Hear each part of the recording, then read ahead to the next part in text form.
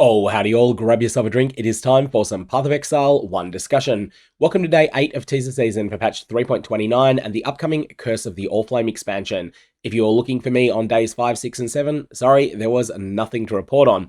And actually, today is going to be a really short video as well. So if you've skipped the drink, that's fine for today. This is going to be looking through Grinding Gear Games' really short teaser and what we can say from it. What this video is going to do, this is a video Grinding Gear Games put out, it's only 30 seconds long. We're going to have a quick look at it, and it is going to give you a bit of a sense as to the thematics of what you can expect to find when we go to the Curse of the Allflame expansion.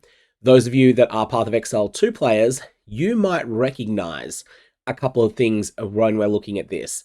In particular, I'm going to jump into one of those later, so that those of you that aren't Path of Exile 2 players can also pick up on some of the hints that will be obvious to the Path of Exile 2 players out there.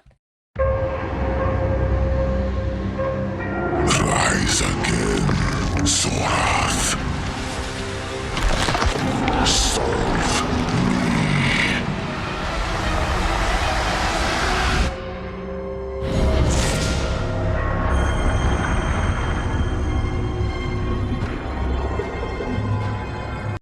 Right, so that is the entirety of the video Grinding Gear Games put out, other than one splash screen at the end, which just outlines the date of the release of the league and also when the Grinding Gear Games main information livestream is. For those of you that are watching this as it's come out, it's only 3.5 days until that main information livestream. But why don't we take another look at the thing that really gives away to Path of Exile 2 players what's going on. Why don't we have a look at this image? Here we have something that has a green backlight to it. Now, Path of Exile 1 exclusive players and also Path of Exile 2 players will likely recognize this as being the color scheme of the Abyss monsters. Abyss was a mechanic that was added in patch 3.1, and it stayed in the game almost completely unchanged since. Obviously, it's been updated a little bit when Scarabs were overhauled and things along those lines, but it's kind of never been anyone's favorite mechanic. And I think it's a perfect opportunity for it to get a bit of a gloss up and potentially to get a couple of chase items. I think one of the reasons that Abyss hasn't been particularly popular is there's just basically no chance of getting a jackpot item when you're running it. You might get something that's very hard to price in the form of a 5 or 6 mod special jewel that comes out of Abyss, but let's face it, those are almost always trash, and whilst they can be something that's special, finding the right buyer for one is extremely rare. On the flip side, pretty much every other mechanic in the game has had a couple of chase items added to it, and those provide something that you might not find yourself, but that definitely some people will, and that will create a bit of excitement around the mechanic. Anyways, that's just speculation on my part.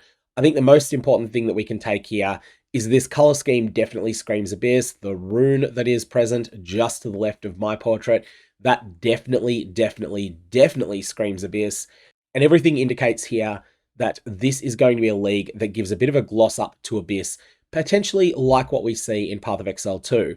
In Path of Exile 2, Abyss is probably the best received of all of the league mechanics that exist, which is a far cry from how popular it is in Path of Exile 1. Anyways, that's the entirety of the news for today. I did want to mention one thing that we have not heard yet is what's going to happen with Mirage going core or not going core.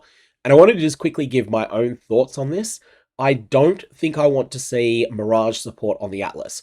I feel like if there is Mirage support on the Atlas, those points are going to feel absolutely mandatory to take, no matter what strategy you're running, because Mirage ends up being a force multiplier to everything. In much the same way as at the moment, once your character is powerful enough to deal with it, map modifier effect feels like a mandatory enhancer. It multiplies everything else on your map. Whether you want it or not, you feel compelled to take those nodes.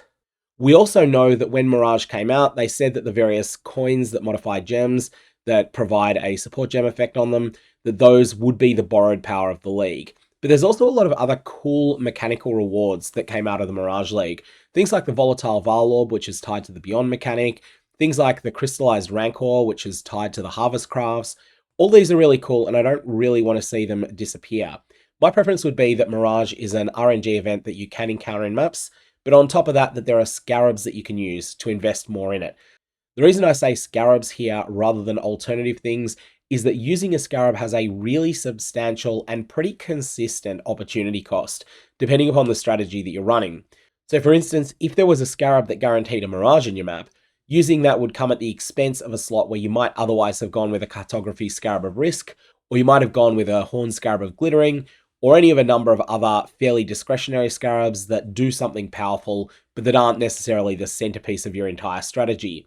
So that'd be my preference there, but I'm also curious to see what other people think. I feel like if Mirage goes core as it was in Mirage League, everything afterwards is going to just feel like a rerun of Mirage League.